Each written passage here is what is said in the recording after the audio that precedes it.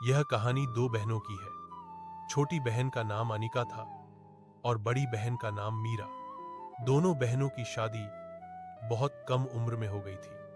अनिका सोनिया की सगी बेटी थी, इसलिए सोनिया ने उसके लिए एक अमीर और अच्छे घर का लड़का देखकर शादी कर दी। लेकिन मीरा सोनिया की सौतेली बेटी थी।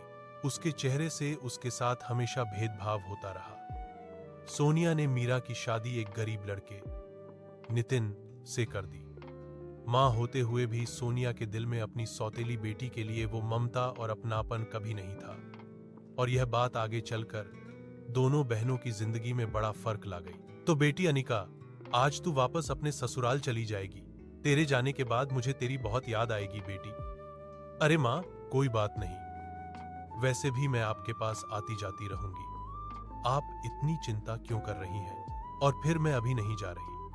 शाम को आपके दामाद जी मुझे लेने आएंगे। वैसे मां, इन्होंने मुझे अभी ही घर जाने को कहा था। उन्होंने बताया कि उन्हें काम पर जाना है, इसीलिए मुझे अकेली ही जाने को कहा है। अरे मीरा, तुझे किसने रोक रखा है? जब तेरे पति ने तुझे जाने को कहा है तो चली जा। वैसे भी तू रहे या ना रहे, मुझे कोई फर्क नहीं पड़ता। आखिर तू है ही तो एक लावारिस। मां ने बिल्कुल सही कहा। दीदी, वैसे भी आपके पति तो मजदूरी करते हैं। उस गरीब से भला क्या उम्मीद की जा सकती है? वो आपको लेने कैसे आ पाएंगे? बेहतर है आप अकेली ही चली जाएं। अनिका, तुम ऐसे मत कहो। वे भले ही मजदूरी करते हो, लेकिन मेरे दिल में वे बहुत अमीर हैं, तुम्हारे पति से भी कहीं ज्यादा। मीरा की इस बात में गहरा आत्मविश्वास दिख रहा था। यह सुनते ही सोनिया को बहुत गुस्सा आया और उसने कठोर स्वर में कहा, तेरी जुबान आजकल बहुत चलने लगी है मीरा। तू मेरी बेटी से इस तरह बात कर रही है। अभी यहां से चली जा। तेरे पति तुझे लेने तो आएंगे नहीं, इसलिए तू अकेली ही निकल जा, नहीं तो देर हो जाएगी। ठीक है मां, मैं चलती हूं। आप अपना और पिताजी का ख्याल रखना। मीरा यह कहकर अपने ससुराल की तरफ निकल पड़ी। रास्ते में मीरा एक चाचा की बैलगाड़ी के पास गई और बोली, अरे चाचा जी, क्या आप मुझे मेरे घर तक छोड़ देंगे? अरे बेटी, मैं तो यहां लोगों को उनके मंजिल तक पहुंचाने के लिए ही खड़ा हूं। वैसे बेटी, तुम्हारा घर यहां से कितना दूर है? चाचा जी, मेरा घर ज्यादा दूर नहीं है। बाजार के उस पार पहुंचते ही मेरा घर आ जाएगा। तकरीबन आधे घंटे में हम वहां पहुंच जाएंगे। अच्छा तो बेटी, चलो बैलगाड़ी में बैठ जाओ, मैं तुम्हें घर तक पहुंचा दूंगा और उसके बाद आज के लिए मैं भी अपने घर चला जाऊंगा। चाचा के ऐसा कहने पर मीरा बैलगाड़ी पर बैठ गई और चाचा ने भी बैलगाड़ी आगे बढ़ा दी। कुछ घंटे बाद रघुनाथ यानी अनिका और मीरा के पिताजी बाजार से घर लौट आए। अरे भगवान, कहां हो तुम? देखो, मैं बाजार से दोनों बेटियों के लिए सब्जी लेकर आया हूं। आज दोनों बेटियां चली जाएंगी ना? रघुनाथ की पुकार सुनते ही सोनिया बाहर आ गई और बोली, अरे आप बाजार से आ गए? और हां, मीरा तो घर चल गई है। उस लावारिस को उसका पति भी लेने नहीं आया था, इसीलिए वो अकेली ही चली गई। क्या? लेकिन तुम उसकी मां होते हुए भी उसे अकेली क्यों जाने दिया? दोपहर का खाना हम चारों साथ में खा लेते, उसके बाद मैं खुद उसे घर छोड़ आता। और भला कोई मां अपनी बेटी को लावारिस कहकर कैसे बुला सकती है? बेटी? अरे वो तो आपकी पहली पत्नी की बेटी थी। मेरी बेटी तो अनिका है। मैं भला कब से उस लावारिस की मां बन गई? क्या आप बेकार की जिम्मेदारियां भी मेरे ही सर पर आ जाएंगी? अरे भगवान, मानता हूं कि मीरा तुम्हारी सगी बेटी नहीं है, लेकिन वो मेरे ही खून की औलाद है। अगर तुम उसे मां का थोड़ा सा प्यार दे दोगी तो क्या सच में तुम्हारा कुछ बिगड़ जाएगा? अरे जी, ये सब बातें आप समझा कर भी कोई फायदा नहीं। आप जरा बाजार का सामान मुझे दे दीजिए, मैं रसोई में जाकर खाना बनाने लगती हूँ। दामाद जी अनिका को लेने आने वाले हैं, खाना करके ही जाएंगे। सोनिया ये कहते हुए बाजार का ठेला लेकर रसोई की तरफ चल गई। पता नहीं भगवान, ये भेदभाव भरी जिद कब खत्म होगी। माँ, मैंने इनके लिए लड्डू बना लिए हैं और चावल भी चूल्हे पर चढ़ा दिए हैं। अब बस सब्जी बनाना बाकी है। पिताजी सब्जी लेकर आ गए हैं, चलो अब जल्दी से सब्जी भी बना लेते हैं। हाँ बेटी, तेरे पिताजी बाजार से ताजी सब्जियां ले आए हैं। आज दामाद जी को खूब खिलाएंगे। आखिर बहुत दिनों बाद अपने ससुर के घर आएंगे ना। सोनिया अपनी बेटी अनिका के पति से भी बहुत प्यार करती थी, लेकिन मीरा के पति के साथ वो वैसे ही व्यवहार करती थी जैसे वो खुद मीरा के साथ करती थी। चलो माँ, अब देर न करते हुए सब्जियों को गमले में रखकर जल्दी जल्दी काट लेते हैं। उसके बाद दोनों मिलकर सब्जी काटने लगे। तभी रोहित, अनिका के पति, घर आया। अरे रोहित बेटा, तुम तो शाम तक आने वाले थे, फिर इतनी देर कैसे हो गई? रास्ते में कोई तकलीफ तो नहीं हुई ना? अरे नहीं पिताजी, मुझे कोई तकलीफ नहीं हुई, बस कुछ काम की वजह से थोड़ी देर हो गई, इसीलिए मैं एक रिक्शा भाड़े पर लेकर आ गया हूं। दोनों की बातों के बीच सोनिया बाहर आ गई। अरे दामाद जी, तुम आ गए, लेकिन इतनी देर कैसे हो गई बेटा? तुमने तो कहा था कि तुम शाम को आ जाओगे। माँ जी, काम की वजह से थोड़ी देर हो गई। वैसे आप कैसे हैं? और अनिका कहाँ है माँ जी? वो दिखाई नहीं दे रही। अरे बेटा, मैं ठीक हूं, और अनिका तुम्हारे लिए खाना का इंतजाम कर रही है। भगवान, तुम भी जाकर अनिका की मदद कर दो, ताकि दोनों आराम से खाना खा लें और जल्दी घर के लिए रवाना हो सकें, क्योंकि रात हो चुकी है। रघुनाथ के ऐसा कहने पर सोनिया रसोई की तरफ चल गई। कुछ समय बाद सोनिया और अनिका खाना लेकर बाहर आ गई। दामाद जी, आज तुम्हारे आने की खबर सुनकर तुम्हारे लिए ढेर सारा खाना का इंतजाम किया है बेटा, जी भर कर खाओ। आप लोगों का बहुत बहुत शुक्रिया माँ जी, लेकिन मीरा दीदी और उनके जीजा जी दिखाई नहीं दे रहे। क्या ये दोनों नहीं आए? अपने पति की यह बात सुनकर अनिका गुस्सा हो गई और बोली, अरे जी, इस समय उन लोगों के बारे में पूछने की क्या जरूरत है? भला आपके लिए माँ और मैंने इतने अच्छे से ढेर सारा खाना का इंतजाम किया है, आप पिताजी के साथ आराम से खाना खाओ। अनिका की ऐसी बातें सुनकर रघुनाथ के मन में गुस्सा तो आया, लेकिन रोहित के सामने उन्होंने अपना गुस्सा जाहिर नहीं किया। बेटा रोहित, ये सब बातें छोड़ो और पहले खाना खाओ। तुम दोनों भी रसोई में जाकर खाना खा लो। उसके बाद देर न करते हुए रोहित और अनिका घर के लिए रवाना हो जाएंगे, क्योंकि काफी देर हो चुकी है। रघुनाथ के ऐसा कहने पर किसी ने कुछ नहीं कहा। रोहित और अनिका खाना खाने लगे। दूसरी तरफ सोनिया और अनिका भी खाना खाने के लिए रसोई चल गई। कुछ समय बाद रोहित और अनिका रिक्शा पर बैठकर घर की तरफ चल पड़े। भगवान, आज मैं काम की वजह से तुम्हें लेने नहीं आ पाया। माँ जी और पिताजी ने कुछ कहा तो नहीं ना? और तुम अकेली ही आई हो, या पिताजी तुम्हें छोड़ने आए थे? नहीं जी, माँ जी और पिताजी ने कुछ भी नहीं कहा। मैं अकेली ही आ गई, क्योंकि उस समय पिताजी बाजार गए हुए थे। और आप तो जानते ही हैं माँ और अनिका मुझसे ज्यादा प्यार नहीं करती, क्योंकि मैं उनकी सौतेली बेटी हूं ना। भगवान, इन बातों को लेकर ज्यादा फिक्र मत करो। कभी न कभी ऐसा भी हो सकता है कि माँ जी और अनिका तुम्हें खुद अपना लें। और पिताजी तो तुमसे प्यार करते ही हैं, उनके मन में कभी तुम्हारे लिए भेदभाव आया ही नहीं। अपने पति नितिन की ये बातें सुनकर मीरा थोड़ी हैरान हो गई और बोली, अरे जी, आप क्या कहना चाह रहे हैं? मुझे तो कुछ भी समझ नहीं आ रहा। ऐसा भला क्या हो जाएगा कि माँ जी और अनिका मुझे अपना ले? ये दोनों तो बचपन से ही मुझे ताने सुनाती आई है। अरे भगवान, तुम कुछ ज्यादा ही सोच रही हो। इतना सोचने की कोई जरूरत नहीं। कभी न कभी सब ठीक हो ही जाएगा। और इन 2 दिनों में तुम घर पर नहीं थी, इसीलिए घर का सामान भी खत्म हो गया है। एक काम करते हैं, कल हम दोनों साथ साथ बाजार चलेंगे और घर की सारी जरूरत का सामान ले आएंगे। हाँ जी, ठीक है, लेकिन कल आपको काम पर नहीं जाना है क्या? अगर काम रुक गया तो पैसे की प्रॉब्लम हो सकती है। नहीं भगवान, कल कोई काम नहीं है। कल मैं पूरा दिन तुम्हारे साथ बिताऊंगा। इन 2 दिनों में तुम्हारी बहुत याद आ रही थी। अब तुम आ गई हो तो मुझे बहुत अच्छा लग रहा है। अब वो सब बातें छोड़कर दोनों ने खाना खाया, फिर सो गए। अगला दिन नितिन और मीरा साथ साथ बाजार से शॉपिंग कर रहे थे। बीच में मीरा की नजर अपनी छोटी बहन अनिका और उसके पति रोहित पर पड़ गई। अरे अनिका, तुम यहां कहां से आ रही थी? और रोहित, तुमसे भी कितने दिनों बाद मुलाकात हुई। सब ठीक ठाक चल रहा है ना रोहित? हाँ दीदी, ऊपर वाले की कृपा से सब कुछ ठीक ठाक ही चल रहा है। वैसे कल मैं भगवान को लेने तुम लोगों के घर गया था, लेकिन आप और जीजाजी क्यों नहीं आए? अरे रोहित, अब तुम्हें क्या ही बताऊं। हम मजदूरी करने वालों को ससुर के घर जाने की फुर्सत कहाँ मिलती है। एक दिन भी काम न करें तो घर चलाना मुश्किल हो जाता है। इसी वजह से मीरा दिन में ही घर अकेली आई।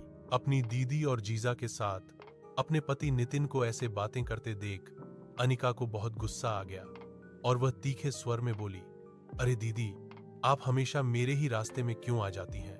भला आपको पता नहीं है क्या कि मुझे आपसे नफरत है? अब आप सामने दिखी तो मेरा पूरा दिन ही खराब हो जाएगा। ऊपर से आज अपने उस गरीब पति को भी साथ ले आई हैं। अनिका की ऐसी तीखी बातें सुनकर मीरा को बहुत बुरा लगा। नितिन को भी अंदर ही अंदर गुस्सा आया, लेकिन उसने गुस्सा जाहिर नहीं किया। अनिका, तुम भला ऐसी बातें क्यों करती हो? आखिर तुम मेरी बहन हो ना, फिर मुझसे इतनी नफरत क्यों? बहन, तू कब से मेरी बहन हो गई भला? और वैसे भी तुम्हें कुछ कहने से कोई फायदा नहीं। अभी यहां बाजार के बीच तमाशा मत खड़ा कर और हमें शांति से शॉपिंग करने दो। अनिका की ये बातें सुनकर मीरा को बहुत बुरा लगा। उसने कुछ कहे बिना अपने पति के साथ वहां से जाना ही बेहतर समझा। उस तरफ अनिका भी अपने पति के साथ अपने रास्ते चल दी। रास्ते में मीरा की नजर उन चाचा पर पड़ गई जिनके साथ वो कल ही मां के घर से अपने ससुराल आई थी। अरे चाचा जी, आप यहां? और चाचा जी, आप इतने उदास क्यों खड़े हैं? अरे बेटी, अब तुझे क्या ही बताऊं। जब से वो रिक्शा चला है तब से बैलगाड़ी में जाने के लिए सही से सवारी ही नहीं मिल रही। आज तो अभी तक एक भी सवारी नहीं मिली। घर में थोड़ा सा भी राशन नहीं बचा है। यह सब सोचकर मन बहुत उदास हो गया है। अब हम जैसे गरीब लोग तो वो नया रिक्शा भी खरीद नहीं सकते। अरे भगवान, ये चाचा कौन है? मैंने तो इन्हें पहचाना नहीं। हाँ जी, कल जब मैं घर आ रही थी तब इन्हीं चाचा जी ने अपनी बैलगाड़ी में मुझे घर तक छोड़ दिया था। अच्छा, वैसे भगवान, इनकी हालत देखकर मुझे बहुत बुरा लग रहा है। और जैसे इन्होंने बताया कि आज इनके घर में थोड़ा सा भी राशन नहीं है, तो क्यों न हम जो सामान अपने घर के लिए लाए हैं उसमें से इन्हें दे दें। इससे इनकी मदद भी हो जाएगी और हमारे लिए थोड़ा सामान बच जाएगा। अरे जी, आपने तो बिल्कुल मेरे दिल की बात कह दी। चलो, हम अपने सामान में से इन्हें कुछ सामान दे देते हैं। चाचा जी कहते हैं, हाँ बेटी, मेरी बैलगाड़ी में हमेशा एक थैला रखा रहता है, तुम लोग इसमें से कुछ सामान ले लो। मीरा ने अपने थैले से कुछ सामान निकाला और आदरपूर्वक चाचा जी को दे दिया। बेटी, तुम दोनों का दिल सच में बहुत बड़ा है। तुम दोनों का दिल से बहुत बहुत शुक्रिया। अगर आज तुम लोगों ने मेरी मदद न की होती तो शायद घर पर सबको बिना खाए ही रहना पड़ता। तुम दोनों का एक बार फिर से बहुत बहुत शुक्रिया। अरे चाचा जी, शुक्रिया की कोई जरूरत नहीं है, ये तो हमारा फर्ज है। वैसे चाचा जी, अब हम चलते हैं, आप अपना ख्याल रखिए। ऐसा कहकर मीरा और नितिन अपने घर की तरफ चल पड़े। भगवान ने मीरा से एक बात पूछी। हाँ जी, पूछिए ना, क्या बात है? भगवान, मुझे समझ में नहीं आता कि तुम अपनी दीदी से इतनी नफरत क्यों करती हो। सौतेली ही सही, लेकिन वो तुम्हारी बहन तो है। तुम दोनों एक ही घर में साथ साथ खेलते बड़े हुए हो। ऐसे में दिल में इस तरह की नफरत पालना सही नहीं है। अरे जी, अब आप भी उस गरीब मीरा की तरफ हो गए। आखिर आपने उस लावारिस मीरा में ऐसा क्या देखा जो आप मुझसे इस तरह बातें कर रहे हो? अरे भगवान, मेरा कहने का मतलब वो नहीं है जो तुम सोच रही हो। मैं बस इतना कहना चाहता हूं कि तुम दोनों ही बहनें हो और अगर तुम मिल जुलकर रहोगी तभी जिंदगी में खुशियां आएंगी। ये सारी बातें रहने दो। मैं उस अनाथ गरीब बहन के साथ मिलकर नहीं रह सकती। कृपया ये बातें यहीं छोड़ दो। रोहित भले ही अमीर था, लेकिन उसका मन अनिका की तरह अमीरी गरीबी का भेद नहीं करता था।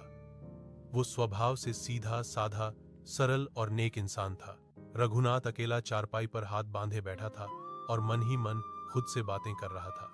पता नहीं भगवान और अनिका मीरा से इतना नफरत क्यों करते हैं। सौतेली हुई तो क्या हुआ, वह भी इसी घर की बेटी है। आज जो मैंने बाजार जाते देखा, उसके बाद अनिका ने हद ही कर दी। सबके सामने बाजार में अपनी दीदी से वैसे व्यवहार कौन करता है। अब ऐसे और नहीं चलेगा। मुझे नितिन से मिलकर अच्छे से बात करनी पड़ेगी। इसी तरह रघुनाथ जब खुद से बातें कर रहा था, तब सोनिया उनके पास आई और बोली, अरे जी, ऐसे अकेला अकेला बैठकर इतना क्या सोच रहे हैं आप? नहीं भगवान, कुछ नहीं। वैसे मैं सोच रहा हूं कि कल एक बार मीरा के घर जाऊं। उस दिन भी मीरा मेरे पहुंचने से पहले ही चली गई थी, इसलिए उससे ठीक से नहीं मिल पाया। नितिन से भी मिले हुए बहुत दिन हो गए हैं, तो कल एक बार जाकर मिलूंगा। वाह, उस लावारिस के घर जाने का तो आप सोच रहे हैं, लेकिन मेरी बेटी अनिका के घर भी जा सकते हैं आप। भगवान, मुझे इस समय कोई बहस नहीं चाहिए। कुछ बातें दिमाग लगाकर भी सोचो। उस दिन मैंने अनिका और रोहित को खाना खिलाकर अच्छे से घर के लिए रवाना किया था, लेकिन मीरा से जाते वक्त मिल भी नहीं पाए। खैर, यह सब तुम्हें करके कोई फायदा नहीं। अगर खाना बन गया हो तो चलो दोनों मिलकर खाना खा लेते हैं। रघुनाथ के ऐसा कहने पर सोनिया ने कुछ नहीं कहा और दोनों खाना खाने रसोई में चले गए। शांत भरी सुबह थी। चारपाई पर नितिन बैठा हुआ था, उसके पास चाय का कप था। तभी मीरा नितिन के पास आई। अरे, आप चाय पीकर अभी तक यहीं बैठे हैं? आज आपको काम पर नहीं जाना है क्या? कल भी तो पूरा दिन घर का सामान खरीदने में ही चला गया था। नहीं भगवान, इन दिनों कहीं भी काम नहीं मिल रहा, इसलिए मुझे घर पे ही रहना पड़ेगा।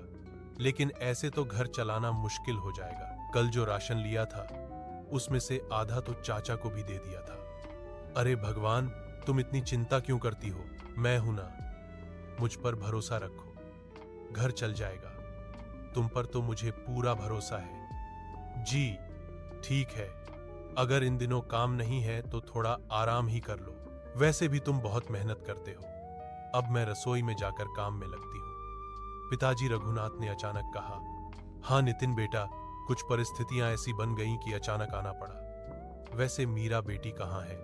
मीरा बाहर आई और अपने पिताजी को देख खुशी से बोली, अरे पिताजी, आप कब आए और मां को साथ क्यों नहीं लेकर आए? ओ बेटी, उस दिन तू मेरे घर पहुंचने से पहले ही चली गई थी, इसलिए तुझे देखने आया। और रही बात मां की, उनकी बात छोड़ दो, मैं आया हूं ना। वैसे आते आते तुम्हारे लिए बाजार से कुछ सामान भी ले आया हूं। रघुनाथ ने ऐसा कहकर सामान का ठेला मीरा को दे दिया और फिर चारपाई पर बैठ गए। पिताजी, आप इनसे बातें कीजिए, मैं आप दोनों के लिए रसोई में जाकर चाय बनाती हूं। रोहित, भगवान और अनिका का भेदभाव और उनकी जिद दिन ब दिन बढ़ रही थी। उसे देखकर पिताजी को लगा कि अब सब कुछ सबके सामने लाना ही पड़ेगा। नहीं भगवान, कभी मीरा को मां का प्यार नहीं मिलेगा। एक तो वो सौतेली बेटी है, ऊपर से गरीब घर की बहू है। कम से कम आपके सच को जानकर भगवान मीरा को बेटी का प्यार दे ही देंगे शायद। हाँ पिताजी, आपने बिल्कुल सही कहा। कल भी बाजार में मिलने पर अनिका ने भगवान को बहुत सुनाया, लेकिन मैंने वहां कुछ नहीं कहा। आपके कहने के मुताबिक अब सब कुछ सबको बता देना ही भला है। और वैसे भी पिताजी ने जो समय दिया था वो भी लगभग खत्म हो चुका है और अब मेरे अपने असली घर जाने का वक्त आ चुका है। रघुनाथ ने सोचा, बेटा अब मैं यहां आ ही गया हूं, थोड़ी देर यहीं रुक लेता हूं। उसके बाद तुम और मीरा मेरे साथ हमारे घर चलो, फिर वहीं पर हम अनिका और रोहित को भी बुला लेंगे और तुम्हारा असली सच सबके सामने रख देंगे।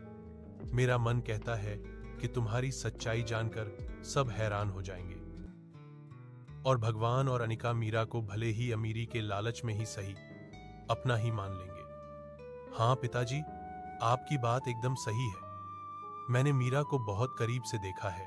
वह भले ही सबके सामने हंसती मुस्कुराती रहती है, लेकिन अपने मन में मां और बहन के भेदभाव की जिद्दत के कारण बहुत गहरा दुहक लेकर चुपचाप जी रही है। हाँ नितिन बेटा, मुझे सब पता है। मीरा बेटी को बचपन से ही इस भेदभाव भरी जिंदगी में जीना पड़ रहा है। चेहरे से उस भेदभाव भरी शादी में भगवान के घमंड को तोड़ने के लिए मैंने तुम्हें देखकर मीरा की शादी कर दी, लेकिन अब समय आ गया है कि सारा सच सबके सामने आ जाए। इसी तरह जब रघुनाथ और नितिन बातें कर रहे थे, तब मीरा चाय लेकर आई। पिताजी, चाय पी लीजिए और अगर आपको कोई दिक्कत न हो तो आज यहीं रुक जाइए। वैसे भी आप बहुत दिनों बाद आए हैं। अरे बेटी, मैं तो अभी नितिन से वही बात कर रहा था। आज मैं यहाँ नहीं रुकूंगा, बल्कि तुम दोनों मेरे साथ हमारे घर चलो। लेकिन पिताजी, ऐसे अचानक क्यों? वहां जाकर तुम्हें सब कुछ खुद ब खुद पता चल जाएगा बेटी। रघुनाथ ने ऐसा कहकर सबने चाय पी। फिर रघुनाथ मिठीन और मीरा को अपने साथ लेकर अपने घर की तरफ चल पड़े। रघुनाथ ने अनिका और रोहित को भी बुला लिया। पूरा परिवार एक साथ बैठ गया। रघुनाथ हाथ बांधे गंभीर मुद्रा में बैठा था। तभी सोनिया ने बात शुरू की। अरे जी, आपने ऐसे अचानक सबको क्यों बुला लिया? अनिका और रोहित को बुलाना तो ठीक था, लेकिन इन दोनों गरीबों को भी साथ क्यों ले आए? कहीं कुछ हुआ है क्या? हाँ भगवान, अभी जो तुमने अपनी जुबान से कहा, इन दो गरीबों की बात, आज उसी पर फैसला होगा। यह फैसला सिर्फ इन गरीबों के ऊपर नहीं, बल्कि तुम्हारे अमीर दामाद और अपनी बेटी पर भी लागू होगा। अरे पिताजी, यह सब आप क्या कह रहे हैं? हमें तो कुछ भी समझ नहीं आ रहा। आप सीधा सीधा बताइए ना, आज इन गरीबों के बारे में ऐसा कौन सा फैसला होने वाला है? अनिका, तू अभी चुप ही रह। तुझे अपनी दीदी की इज्जत करना भी नहीं आता। बाजार के बीच जिस तरह तूने अपनी दीदी से वैसे व्यवहार किया, वो बिल्कुल गलत था। अभी तुम सब चुपचाप बैठे रहो। आज मैं तुम सबको नितिन की असलियत बताऊंगा। तब तुम लोगों को खुद समझ आ जाएगा कि असल गरीब कौन है और असल अमीर कौन। हाँ तो बताइए ना, हम कहाँ मना कर रहे हैं आपको बताने से? हमें भी तो इस गरीब की असलियत जाननी है। रघुनाथ ने सच सामने रख दिया। नितिन किसी गरीब घर का नहीं, बल्कि एक सफल व्यापारी का बेटा है। जमीन जायदाद की बात अलग है और नितिन उनका इकलौता बेटा है। जब तुमने मुझसे कहा था कि अनिका के लिए अमीर लड़का देखो और मीरा के लिए गरीब, तब मैंने तुम्हारी तरह भेदभाव नहीं किया। मैंने अमीर गरीब नहीं देखा, बस दोनों बेटियों के लिए अच्छा इंसान देखा। अगर यह नितिन इतना अमीर ही है, तो फिर वह उस झोपड़ी में क्यों रहता है? उसे तो महल जैसे घर में रहना चाहिए था। रघुनाथ ने समझाया, बेटा, नितिन के पिताजी का एक उसूल है। उस उसूल के कारण उन्होंने कुछ साल नितिन को गरीबी में रखकर जिंदगी का असल अनुभव लिया, क्योंकि उन्होंने भी जिंदगी में बहुत कठिनाई का सामना करके आज उस मुकाम तक पहुंचा है। बेटा, तुझे मेरा उसूल तो पता ही है। जिस मुकाम तक मैं पहुंचा हूं, वही अनुभव तू भी पाए। अगर तू सीधा मेरे काम में लग गया तो जिंदगी का असल मतलब नहीं समझ पाएगा। और मैं नहीं चाहता कि हमारे घर की बहू हमारी जमीन, जायदाद और पैसा देख कर आए। तू कुछ समय गरीबी में रह, जिंदगी को समझ और अपने लिए एक सच्ची और अच्छी सोच वाली लड़की से शादी कर। जब जिंदगी का अनुभव अच्छे से हो जाए, तब अपनी बहू को लेकर घर वापस आ जाना। ठीक है पिताजी, आप जैसा चाहते हैं मैं बिल्कुल वैसा ही करूंगा। आखिर में भी आपका ही बेटा हूं, और मैं भी चाहता हूं कि आपकी मेहनत भरी जिंदगी के अनुभव मैं खुद भी हासिल करूं। रघुनाथ से यह सारी बातें जानकर सब लोग हैरान रह गए। यह राज सिर्फ रघुनाथ और नितिन ही जानते थे। यहां तक कि मीरा को भी इस सच्चाई का कोई पता नहीं था। अब भगवान, अनिका, अब पता चल गया ना कि कौन गरीब है और कौन अमीर। तुम दोनों हमेशा इसी में उलझे रहते हो। कभी इंसान को दिल से भी पहचानो। मीरा भले ही मेरी पहली पत्नी की बेटी है, फिर भी वो तुम दोनों को अपनी माँ और बहन ही मानती रही, पर तुम्हारे पास उसे समझने का दिल नहीं था। खैर, छोड़ दो। दिल से नहीं तो कम से कम उसकी अमीरी देखकर ही सही, शायद अब तुम दोनों उसे अपना मान लो। सारी सच्चाई जानकर और रघुनाथ की बातें सुनकर सोनिया और अनिका को अपने बुरे कर्मों का एहसास हुआ। दोनों ने मीरा से दिल से माफी मांगी। इसके बाद पूरा परिवार फिर से एक हो गया और नितिन भी मीरा को साथ लेकर अपने असली घर लौट आया।